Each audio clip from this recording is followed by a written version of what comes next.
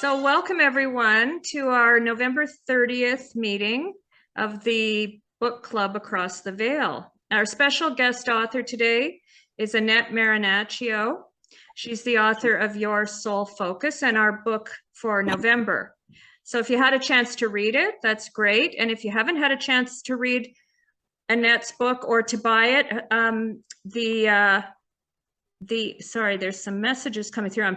I'm going to try to field everything as well as I can without Shelby's help here. So I'll try to pay as close attention to the chat as I can. I apologize if I'm a little delayed answering anything in there, but already in the chat, you'll see the Amazon link to buy Your Soul Focus. You'll also see Annette's website address, AnnetteMarinaccio.com, and our book winners, who we will announce at the end of the meeting. If you could email your mailing address to aaronsenergy@aaronsenergy.com, which also appears in the chat, Annette will be happy to send you, I believe it's an autographed copy this time of her book. Yep, I'll autograph them, absolutely. So everyone, welcome Annette. Thank you. And you can see Annette's book behind her on the shelf, and my Post-it note full book, a copy of Annette's book here. And it's available in Kindle as well, and I believe an audiobook as well, which is exciting. Yeah. Yeah. So Annette Marinaccio is a certified public accountant, an accomplished healthcare executive, and the author of Your Soul Focus. She volunteers her time to the Forever Family Foundation, whose mission is to scientifically prove there's an afterlife. Annette's mother-in-law led her on a path after she died to prove to her that there is an afterlife. After understanding the afterlife is existent, Annette learned how intricate and extensive our soul journeys are. It's fascinating. The information that Annette has accumulated and conveyed has clear and deep benefit to others during their times of need, grief, or curiosity, and her book will pass her knowledge on to you. Your Soul Focus has been endorsed by 3 Long Island mediums with a public presence. It has reached #1 on Amazon 3 times at least. It has dozens of 5-star reviews, and a chapter of it was included in a Saturday Night Live skit. Most importantly, it has brought comfort and inspiration to thousands of readers. In addition to Your Soul Focus, Annette is also a contributing author to Gathering at the Doorway. She contributed chapter 6, You Can Count on the Signs, which is a great title for an accountant, I think. And so we'll get started. I'm just going to admit some more people coming. So I'll start by reading just the little description of Annette's book, and then I'll get into my thoughts on the book, and then Annette will present it, and then we can do a Q&A. You can, if you have a question that comes up during our presentation, you can raise your hand. There's a little icon at the bottom of your screen to do that, or you can type your question into the chat, and then we can address your questions at the time. Okay. Your Soul Focus is a spiritual book written in a practical way. It unfolds Annette's journey and what she learned through her relatives on the other side, chapter by chapter, containing personal stories and anecdotes applicable to daily life.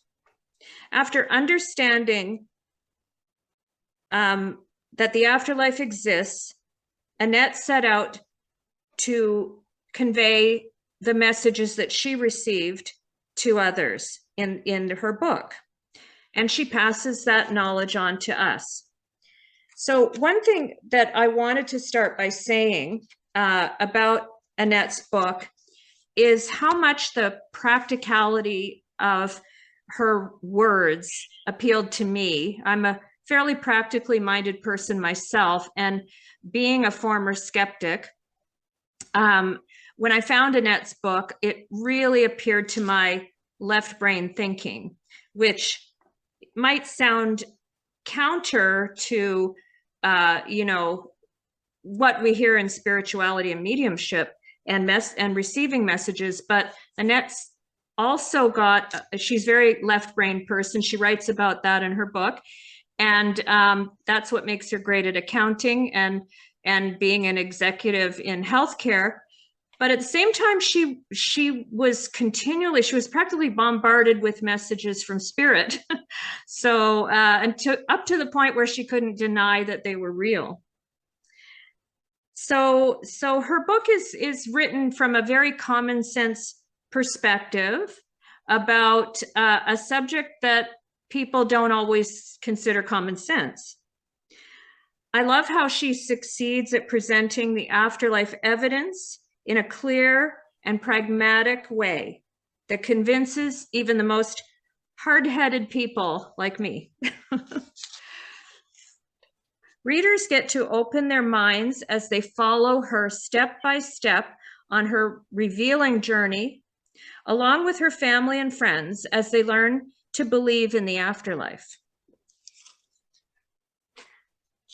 So I'll read you the brief prologue of the book because it says so much about the book. It's very, like I said, even if you want to just pick up Annette's book and start wherever you want to read it.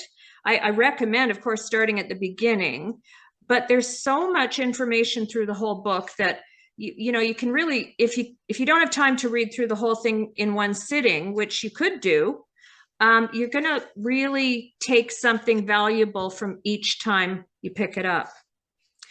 So the prologue says, "You believe in the afterlife, don't you?" My friend said incredulously, "I don't know. I was not sure if I believed. I had not thought about it. I had pondered it years ago when I was younger, but I became busy with working and raising a family. So it simply was not something I had time to think about or to discover. I'm not terribly intuitive. The side of my brain which is the strongest is the analytical side, the left side. I excelled and loved math growing up. I still love numbers. I never tapped into or had the interest to tap into my spiritual side until now." And so for myself, I also highlighted a few spots in the book that really appealed to me. And I'm going to ask Annette to just go a little bit deeper into. But at this point, maybe Annette can take over and talk about where things started and how she felt compelled to write this book. Sure. Well, first of all, I want to thank you, Camille, for hosting this event and for having me. So it's a real honor to be here, and I thank everybody for joining us and attending. And as you mentioned, my day-to-day life is very accounting, numbers oriented. I work in a large healthcare organization, and I really love what I do. And so I'm not really the traditional person that might be, certainly writing a book about the afterlife. But after my mother-in-law died, so it was after she died, she's on the other side, and she was really intent on proving to me that she was still around. And it took me quite some time to accept that. But once I did, I realized, there's something here. And then I entered the mode that I enter at work all the time. I take very large, elusive topics and I make sense of them so that I can sort of compartmentalize them and move on with my day. I need to understand things. So that's exactly what I did with the afterlife. I just really spent 4 years after my mother-in-law died. She died in 2006. once I said, okay, I get it, life goes on, then I had this huge question. If life goes on, what the heck is this? What are we doing here? I don't understand this. So I needed to make sense of it. So I spent 4 years grabbing everything metaphysical I could, taking classes, meditation classes, going to tons of medium events.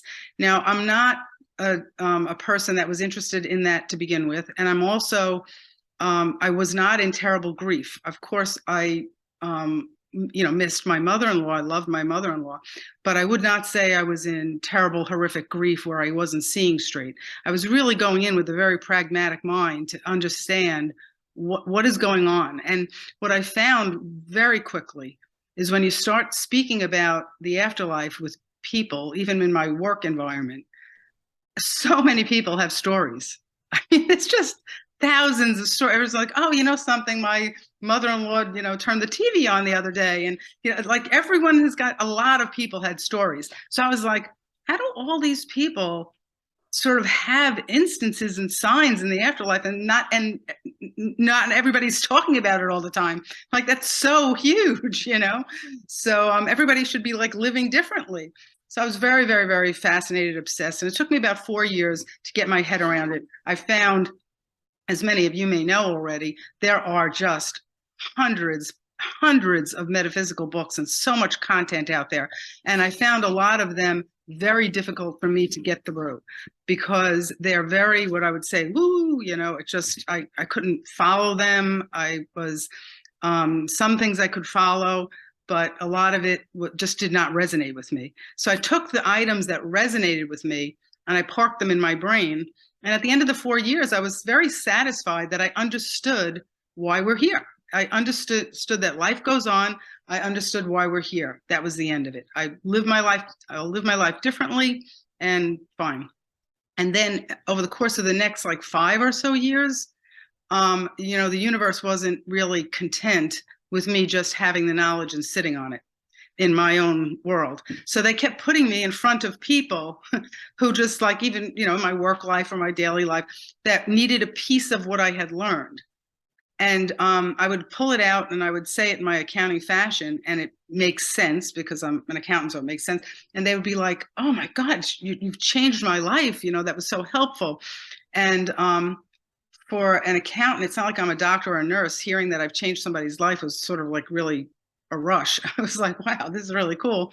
And so at the end of that 5 years, I said, something, I think I'm meant to share this. I think I'm meant to take what I've learned, boil it down into a digestible format and publish it and put it out there. And if it helps one person, great. If it helps, 10 people, great. If it helps hundreds of people, thousands of people, great. But I think I'm meant to do that. And I knew it was like a responsibility. It wasn't, when I put my mind to it, it was just, I knew it was going to occur. And I exactly envisioned when I put it out there, what your book, Camille, looks like, all the Post-its and the highlights. And I just knew that I had my own personal experiences in there, just enough to get essential points across. But I really wanted to convey the larger concepts that I had learned that apply to everyone, which is why I titled it Your Soul Focus instead of my soul focus.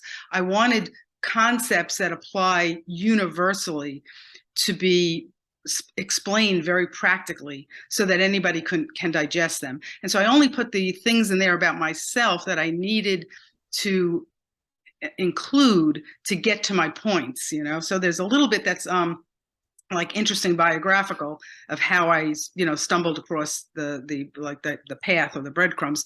But there's a lot of it that is very large concepts boiled down. And so, that's what I did. And there are two just side things that I wanted to mention. One of them is that after I put it out there, a girlfriend of mine said, why, your mother-in-law must have been such a strong entity, strong, human being. And I said, a strong soul. And I said, she was strong, but I don't know that she was that much stronger than anybody else, or, I wouldn't characterize her as that super strong. And then my girlfriend said, well, then you two must have been so close.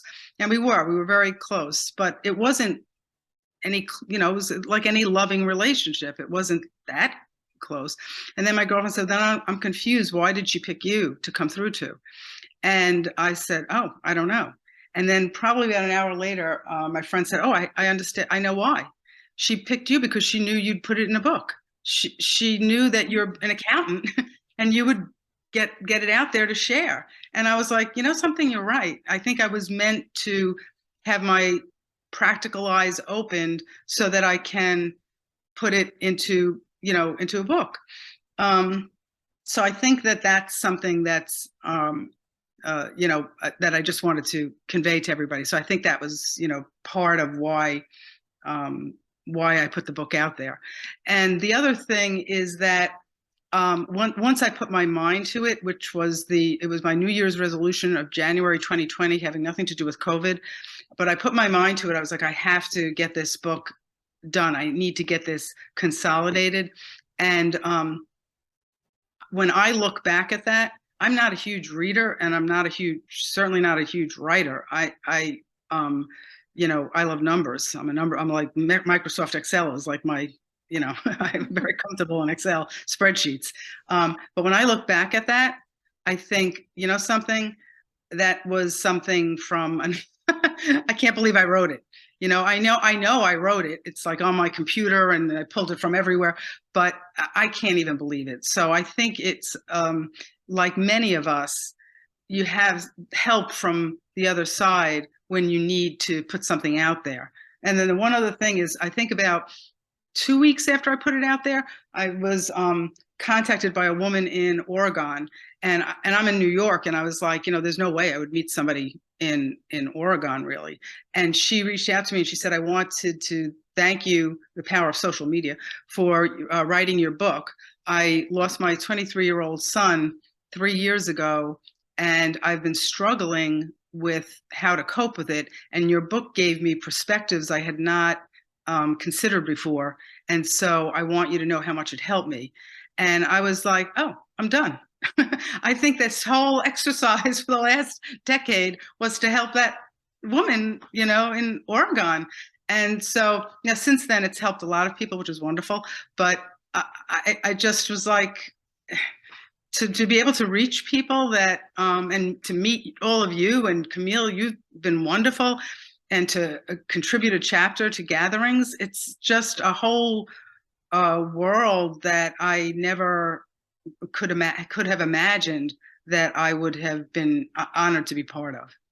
So yeah, that's. Thank you for that. And I can truly relate to what you're saying. I related so much to your book. So in retrospect, I'm not surprised that we ended up being connected, because we are like-minded in many ways. And I really do relate to how you got started. I wasn't a writer either. So I love how you present the book so personally and so relatable. In the beginning of the book, you talk a lot about how you weren't even cluing in, really. You were kind of trying to dismiss a lot of the signs that you were being, presented with, and even your family members. You mentioned were getting signs, like your daughter. And your daughter believed they were signs, but it took you a while longer before you started to really piece it all together. And I think Annette, oh yeah, it might have frozen for a second there. So I thought that was great, that you really, you told the story so honestly, and you didn't try to cover the fact that you really weren't into this before. You were skeptical in the early days. You weren't even that into seeing a medium, but you ended up, getting to a medium kind of more by chance than deliberately. And So I thought that was great the way you presented it was very meaningful to me. When someone who comes from a place before that they really had no exposure to this stuff, and it over time dawns on them, you know, that it is the part of the reality that we exist in. We just have to open our minds and open our eyes to see it, you know. So, is there a story that you wanted to briefly share about your experiences with mediums? Well, yeah, and I do have a really great story that is a follow-up to the whole afterlife that doesn't have to do with my book, but it is really just a great story. But in terms of mediums, yeah, and in terms of, like you said, it was a very methodical path that I was put on. And even though it seemed very random and by chance to me, I suspect that the other side was moving whatever they had to move to keep me in that path. And I think that my relatives on the other side really knew that being an accountant, I would need to take this one step at a time. It's not like they could give me message after message after message. It was like, okay, here, take a breadcrumb, go to the next breadcrumb, go to the next breadcrumb. And then I absorbed it, absorb and accept. And then I went on like that. But sure, my first, the medium that helped open my eyes is Josephine Girangelli. She's on Long Island here. And what happened was, after my mother-in-law died, my daughter felt she got a physical sign from my mother-in-law, pom-poms. And when I was explaining the pom-pom story to my dear friend, who I'd been friends with about 10 years, but we never discussed the afterlife, she listened to my whole story. And I was, my daughter thinks she's getting these pom-poms from my mother-in-law who's deceased. I don't know, concerned my daughter's, in a deep stage of grief or something. And I have to figure out how to help her. And my girlfriend listens to my whole story, and she's like, "You believe in the afterlife, don't you, Annette?" Like, she was so matter of fact about it, which is the subtitle of my book, which I wanted to make the title, but it just seemed too long. But that was the line that helped open my eyes, because I was like, here I have a dear friend who so matter of fact about it, which I would be now, but I wasn't then. This is 2006. And I was like, "You believe in the afterlife?" And then she proceeded to tell me that she actually frequented a medium, Josephine, who taps into her deceased father and gives her practical advice, like, sell the house, and I'm naming my son this, and like you were speaking to him. And so I was just standing there like, I can't believe you're telling me this. And then that following weekend, I was at a restaurant on Main Street in my town with my recently widowed father-in-law, my husband, and my son. And we were seated by a window, and there was a big poster facing the street, but we could see through the poster from the back. And it said dinner and show or whatever with Josephine G, the exact medium my girlfriend had just told me about. And I was like, it's sort of odd. Like, I've never even heard of a medium on our Main Street. Okay, fine. So, and she was going to be there in 4 months. So this was like December, we were having dinner. My mother-in-law died October, December, having dinner, and end of April. So I called my girlfriend when I got home, and I said, "Do you want to go?" And she said, "Absolutely. I can't believe she's going to." And we go to the dinner, and we have the dinner, and then Josephine comes out, and I'm viewing the whole thing like a sort of magic show, and she comes across the room. She reads somebody else first, and the family's all crying, and it's a police officer or firefighter, so a first responder. And I'm thinking, oh, they're probably planted there. How cute. And, to make this all look real, And then she marches right over to me and our table, and she says, "Okay, I have a woman here who's named Lucille." Lucille was my mother-in-law's name. And she's for someone at this table, and she's holding her stomach like she died of a stomach cancer, but not stomach cancer. My mother-in-law had died of pancreatic. And so I was too afraid to take the microphone. I was like petrified. My girlfriend's kicking me under the table, like, "You got to take the microphone." And I'm like, and my head is racing. I made the reservations. I said, Annette, party of 3. I had a third friend come.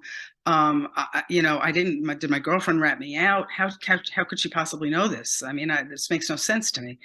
So I didn't take the microphone.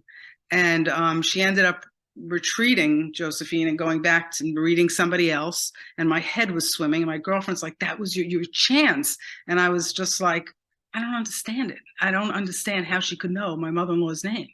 And she said, because your mother-in-law's here telling. I'm like, how? Like the whole thing. But and this is where my mother-in-law was really key.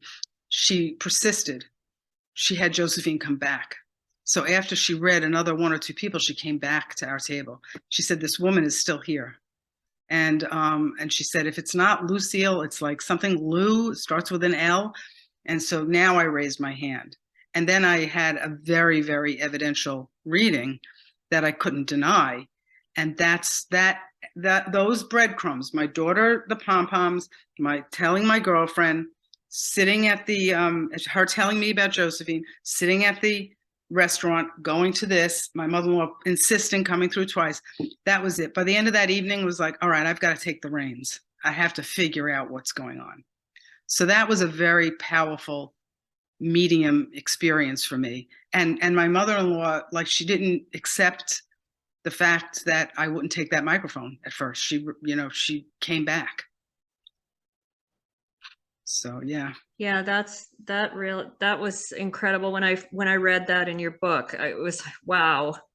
And the way you present it is, you can't deny that it really was your mother-in-law coming through. It's very evident the way you write it.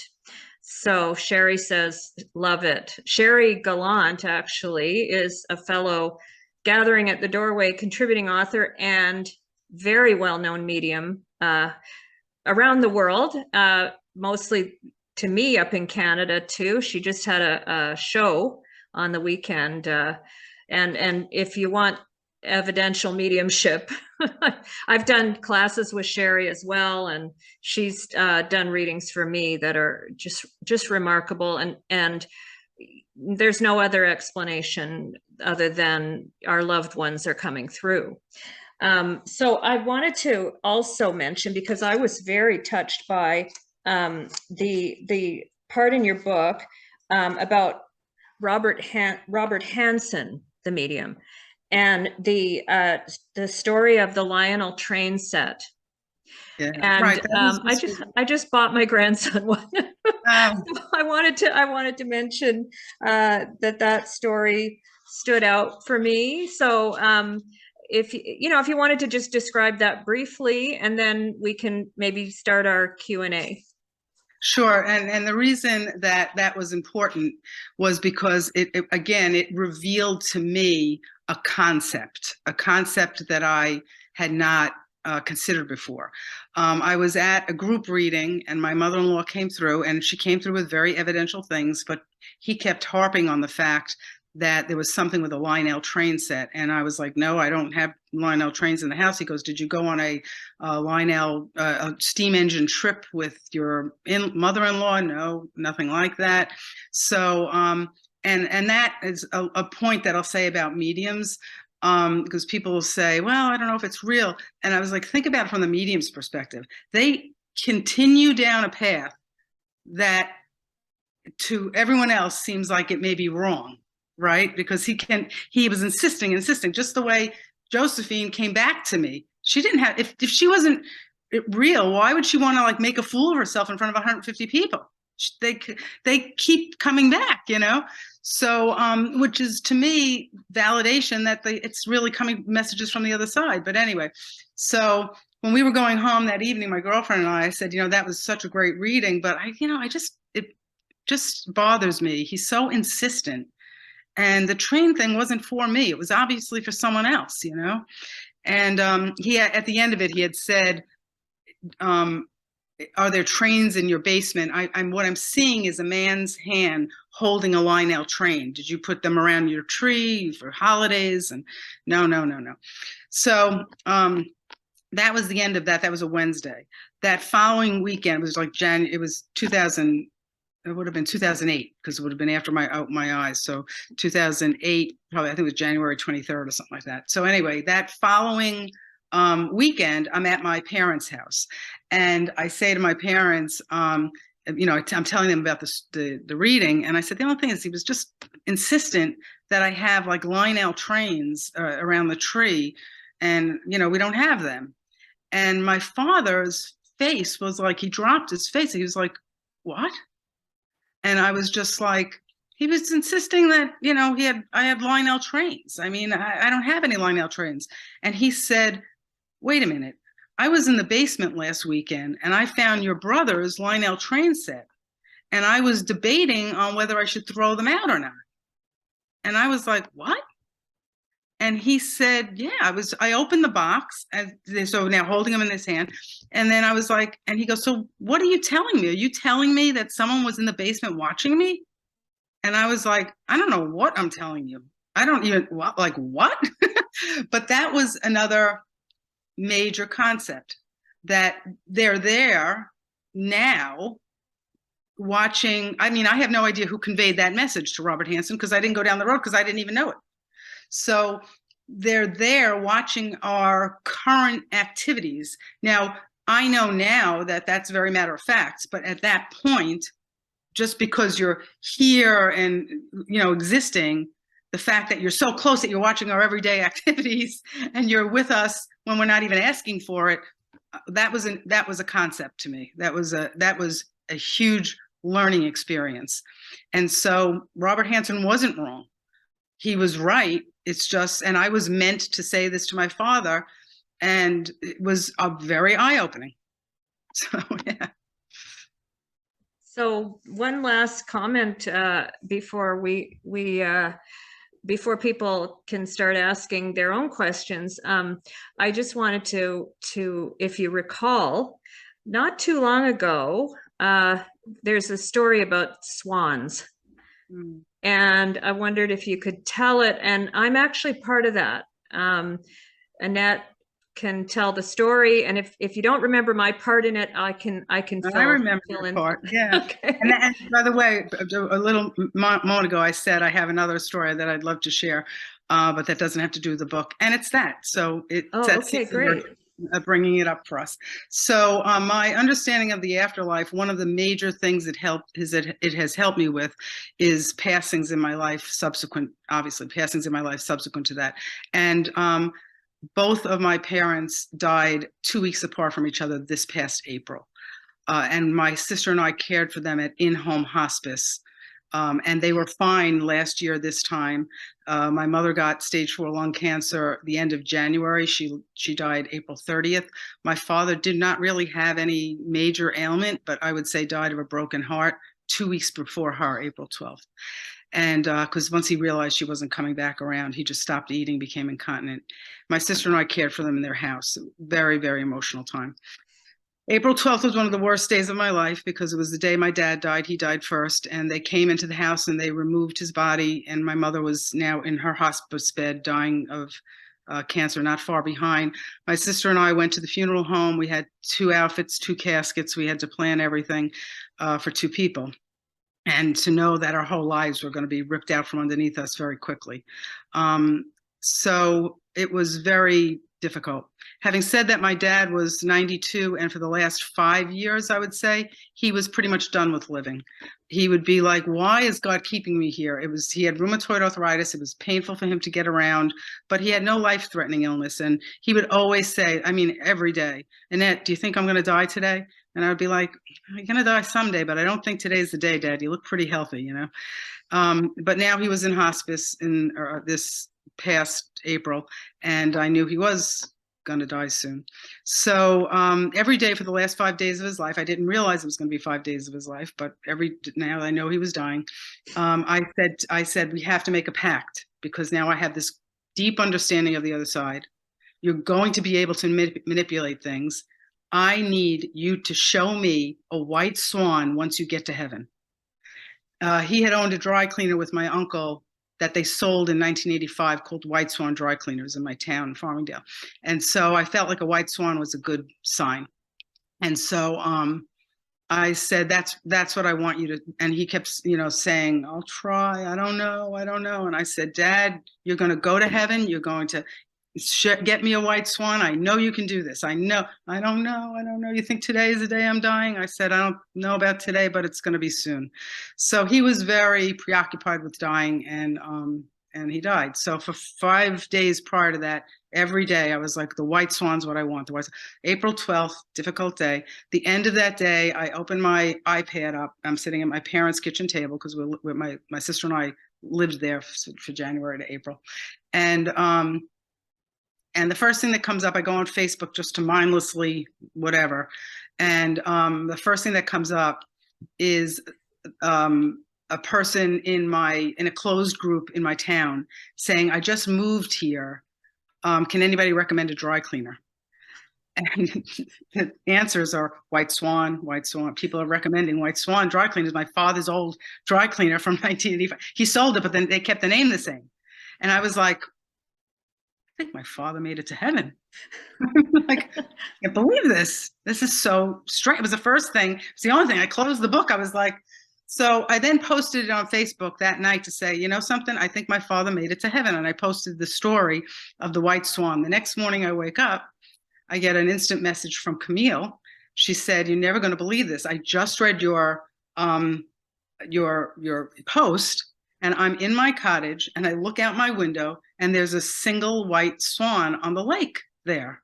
And she sends me the picture of the white swan. And I said, oh my God, I think my dad is endorsing the Gatherings book. I think, you know, he's realizing now that he's on the other side that all this is like happening, and he's endorsing, because for Camille and I to be connected, it was just that book, you know?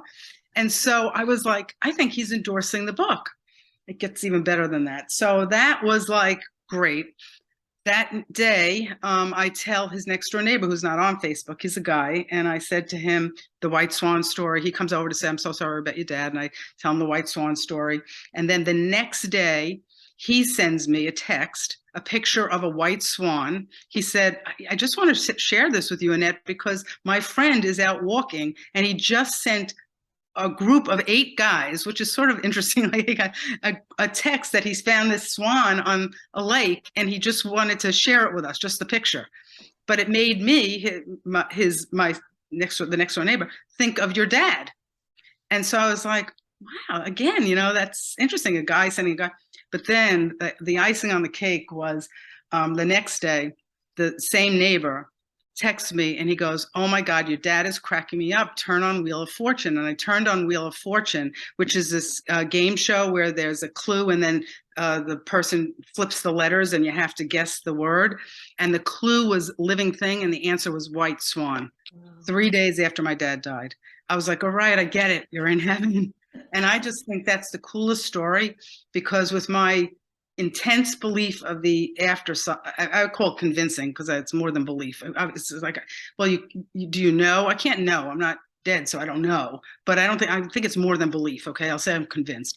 So with my being convinced of the afterlife and making a pact with him before he left the earth to give me something specific, and for him to just, you know, knock me upside the head, like, here, you want a sign? Here, you know, it's like, oh, wow, you're really in heaven. That's so cool. So that was very heartwarming. Yeah, I mean, when I saw, yes, Carla's clapping, that's just amazing. I didn't know about the other validation you had with the group of guys. But to add to it, and I wasn't even supposed to be here for this. I was, you know, coincidentally, I'm up here. I'm looking right now out the window at the spot I saw the swan, and it would be one thing if I always see swans up here, but I never had. And I read Annette's post, and I look out the window, and there was a swan, a real live swan, right in front of my place on the lake. And I'm like, this is unbelievable. I had to message her immediately about it and take a picture. And then later that day, there were 2 swans. And I don't know if I sent you that picture. I might have posted it, and I thought, oh, maybe that's a message, you know. It is. That means he met his brother, because his brother was a soulmate, and they own the White Swan together. Oh, so wow. whenever I would see one swan, so the 2 swans means that he met his brother. Oh, that's amazing. And you want to know something? I haven't seen any since. I haven't seen any since that incident. Yeah. So cool. Yeah. So Well, yeah, that's like, thank you so much for sharing all of that with us, and for everyone on. I hope you enjoyed Annette's presentation, and I hope you're inspired by it. And if you haven't read her book yet, I hope you will.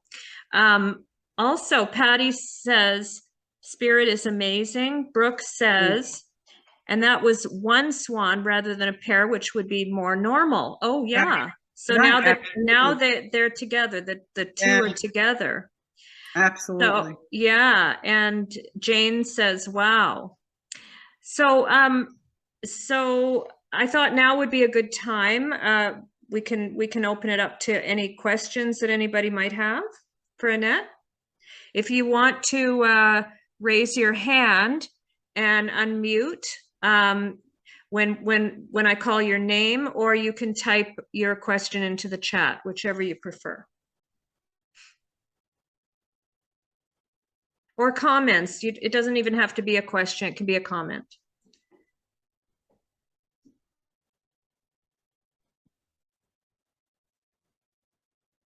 Nobody's raising their hand. Oh, Brooke has, okay, here's some hands going up. Brooke, I saw you raise your hand. Is that for, okay. Yeah, but I think Rhonda's hand went up before mine. Okay, well, Rhonda, do you want to go first, or does it matter to you?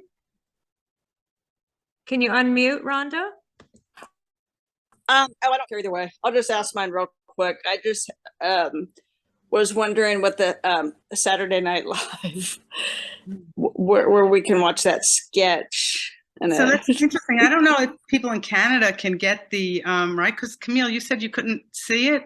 I have posted it on my website too, but the skit was called Paranormal Kids, and it was in, I think, February of this year or March of this year, and they basically have three paranormal kids, it's a skit, being interviewed, and one of them is a girl who hears her grandmother singing her songs at night, which is chapter 2 of my book, because my daughter, when she was 2 years old, was constantly singing a song that my grandmother, who was deceased, had taught her. Again, I didn't believe in the afterlife at that point, so I just sort of put it in the back of my head, like, I have no idea what's going on here. But I have that in the book. It's a pretty pronounced chapter. And what happened is it aired on Saturday Night Live along with some other ones. And the next day, my phone was like, all my friends were like, did you see a Saturday Night Live writer must have read your book. So yeah, so that's it. It's on my website too. It's Great. Really cool. Thank you.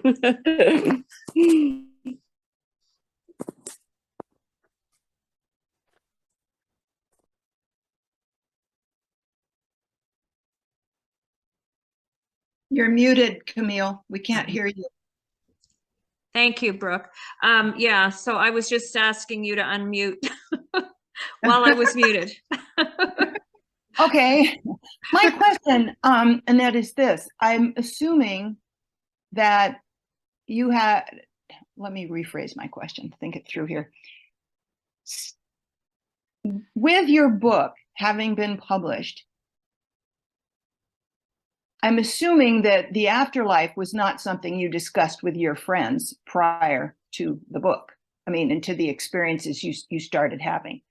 So you have a lot of friends who've known you as you've been. Have you noticed or found, since you've published your book, that your friends sort of avoid mentioning the book? Or, I mean, it's as if it never happened. I'm just curious.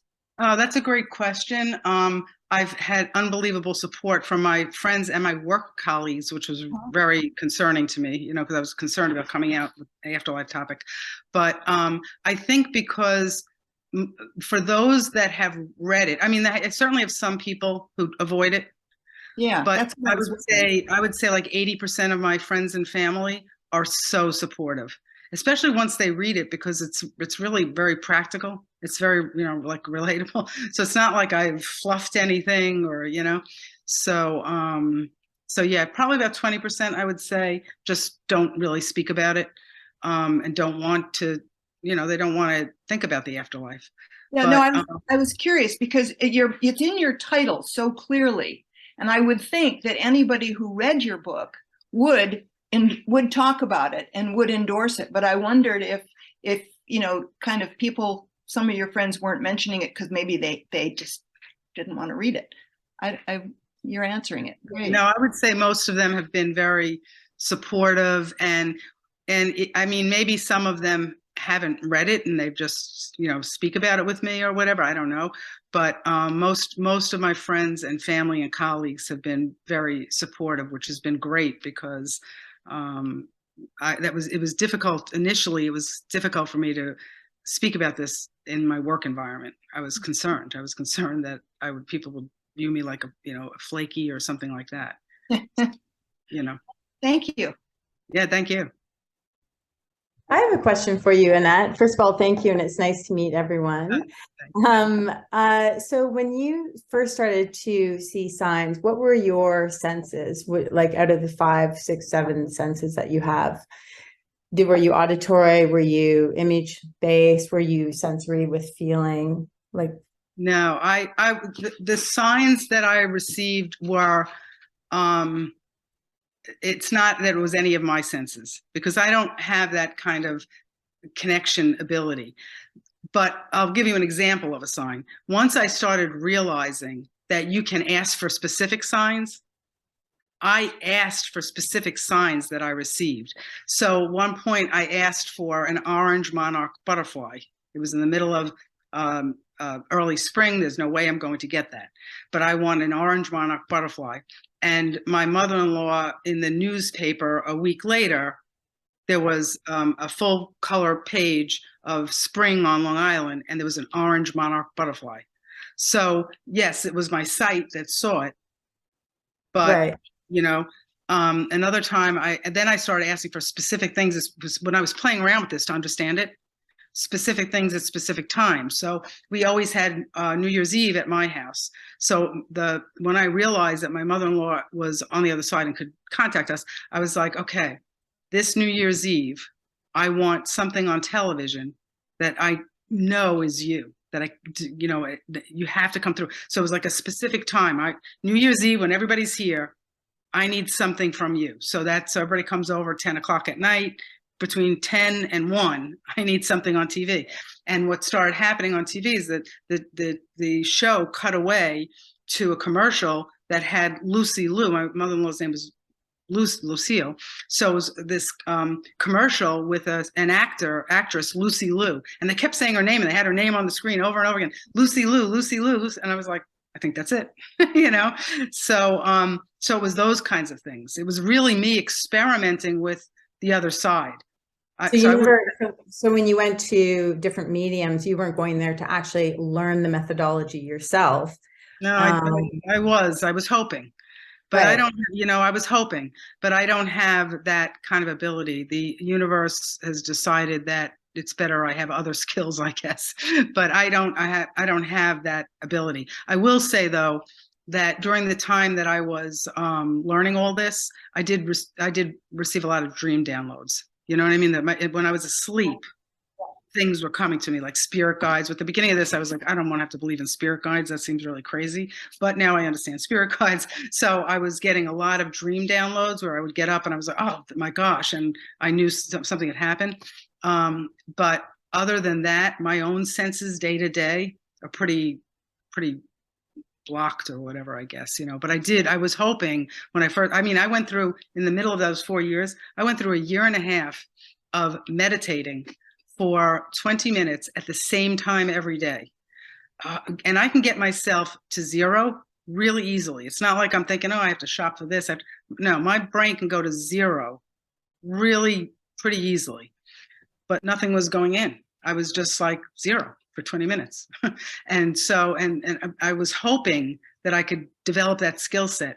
But what I've learned is mediumship, I think, is a little bit like almost hereditary to some extent. And people say, oh, everybody has it. And it's like, yes, it's like musical ability. Everybody can play an instrument. But if you give me, I have no little to no musical ability. If you give me a guitar and lessons, and I can maybe croak out something that your ears would be like, oh God, that's horrible. Whereas if you give a very talented person the guitar and the same guitar and the same lessons, they're going to bring you to tears with their ballad. So to me, I think spiritual ability, senses like that, is a little bit like that. And me being very left brain, it's hard for me to get to the other side. So, all right. Well, thank you. yeah, thank you. Great question, September. Thank you. So it's 12:55, and we always stick to our 1 hour. So we've got about 5 more minutes. So I want to announce our book giveaway winners today. Joyce, Brooke, and Benita are our winners. And so if you weren't on when we first started, I put in the chat where to email your mailing address, and Annette will send you an autographed copy of her book. And Annette, do you want to let them know anything about the book, about the book they win? And you mentioned something about your timing of getting it to them and stuff. So if you could let them know about that. If you're able to give me through the Aaron's Energy email your address today, I'd like to get it in the mail tomorrow or the next day, only because I'm going on a trip on Saturday. So otherwise we'd have to wait till after that. Okay, thank you very much. So I just wanted to close the meeting with a big thank you to everyone for coming and joining us today and joining the book club across the Veil. Big thank you, really big thank you to Annette for joining us, for writing Your Soul Focus, and for everything she's doing. Just incredible work she's doing to help get the message out there that our loved ones are always around us and continue to exist beyond the physical. So Annette, just in closing, if you want to just remind people where you can be reached, and any other thoughts you have before we sign off. No, I just want to thank everybody for spending the time with me, and and Camille for everything you do, because I really firmly believe, now that I understand everything, that the more of us who understand about the afterlife and the more we share what we understand, the more that the vibration of the universe raises, and that's really better for everybody. So that's my sole agenda, is really getting the word out there. So share my book, and for those of you who've read it already, if you get the book and you share it, give it to other people. And, I just want more people to understand the afterlife. That's all. Well, thank you so much. My website is AnnetteMarinaccio.com. Thank you. And yeah, so I'm along with what Annette just said, I believe that our loved ones have drawn us all together. It clearly drew Annette and I together because I don't know how else we might have ever met.